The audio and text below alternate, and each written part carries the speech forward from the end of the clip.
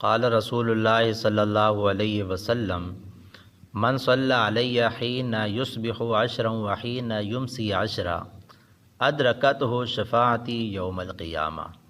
نبی علیہ الصلوۃ والسلام نے ارشاد فرمایا کہ جو میرا امتی، جو مسلمان مجھ پر صبح و شام 10 مرتبہ درود شریف بھیجے، روز قیامت اسے میری شفاعت نصیب ہوگی۔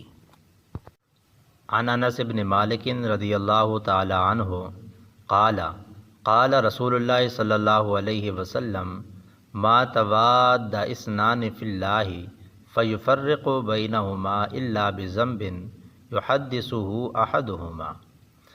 حضرت انس بن مالک رضی اللہ تعالیٰ عنہ سے مروی ہے کہ بے شک رسول اللہ صلی اللہ علیہ وسلم نے ارشاد فرمایا کہ جب دو آدمی آپس میں اللہ تعالیٰ یا اسلام کے لیے آپس میں محبت کریں، پھر ان کے درمیان جدائی ہو جائے تو وہ ان دونوں میں سے کسی ایک کے گناہ کا رزلٹ ہوتا ہے۔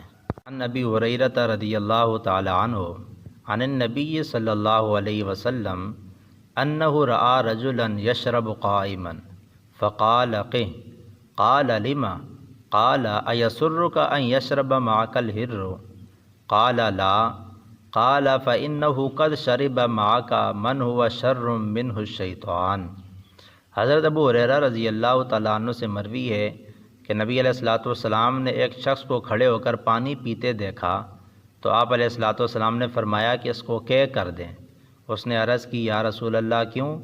تو نبی علیہ الصلوۃ والسلام نے فرمایا کیا تو اس چیز کو پسند کرتا ہے کہ تیرے ساتھ بلی پانی پیے؟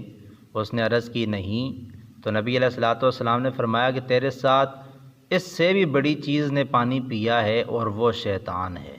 انس رضی اللہ تعالی عنہ ان رسول اللہ صلی اللہ علیہ وسلم کان یتنفس فی الاناء ثلاثا ویقول هو احنہ وامرأ وابرأ۔ حضرت انس بن مالک رضی اللہ تعالیٰ عنہ سے مروی ہے کہ جب رسول اللہ صلی اللہ علیہ وسلم پانی نوش فرماتے تو 3 سانس لیتے اور یہ فرماتے کہ یہ طریقہ زیادہ پیاس بجھانے والا، زیادہ خوشگوار اور صحت یاب ہے۔ عبداللہ بن مسعود رضی اللہ تعالی عنہ قال سألت النبی صلی اللہ علیہ وسلم ای العمل افضل قال الصلاة على میقاتها قلت ثم ای قال بر الوالدین قلت ثم ای قال الجہاد فی سبیل اللہ۔ حضرت عبداللہ بن مسعود رضی اللہ تعالیٰ عنہ آپ فرماتے ہیں میں نے نبی علیہ الصلوۃ والسلام کی بارگاہ میں عرض کی سب سے زیادہ فضیلت والا عمل کون سا ہے؟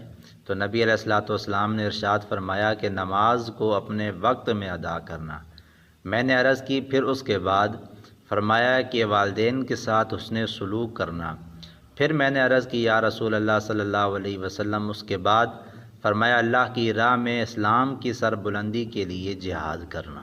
قال رسول اللہ صلی اللہ علیہ وسلم ذات یوم فی خطبتہ اہل الجنت ثلاث ذو سلطان مسکت متصدق موفق ورجل رحیم رقیق القلب لکل ذی قربى ومسلم وعفیف متعفف ذو عیال۔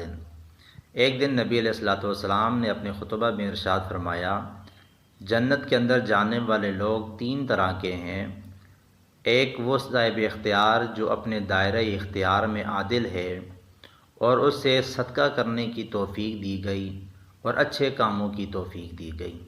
دوسرا وہ شخص جو شفیق و مہربان ہے اپنے ہر بھائی کے لیے اور اپنے ہر قرابت دار کے لیے۔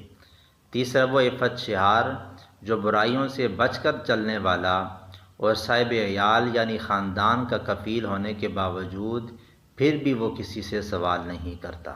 ابو ہریرہ رضی اللہ تعالی عنہ ان رسول اللہ صلی اللہ علیہ وسلم قال فضلت علی الانبیاء بست اعطیت جوامع الکلم ونصرت بالرعب واحلت لی الغنائم وجعلت لی الارض طہورا ومسجدا وارسلت الی الخلق کافہ وختم بی النبیون۔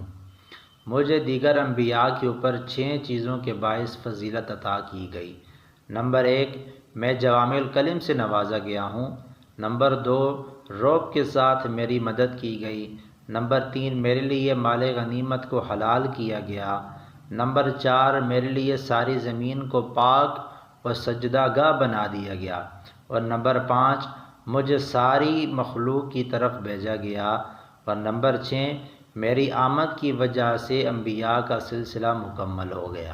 معاذ بن جبل رضی اللہ تعالی عنہ قال اذا احببت اخا فلا تماریہ ولا تشاریہ ولا تسأل عنہ فعسى ان توفی له عدوا فیخبرک بما لیس فیہ فیفرق بینک وبینہ۔ حضرت معاذ بن جبل رضی اللہ تعالی عنہ آپ فرماتے ہیں جب آپ کو کسی بھائی سے اپنے بھائی سے محبت ہو جائے تو نہ اس کے اندر عیب نکالو، نہ اس کے کوئی برا بھلا کہو، نہ اس کے متعلق کسی سے کچھ دریافت کرو۔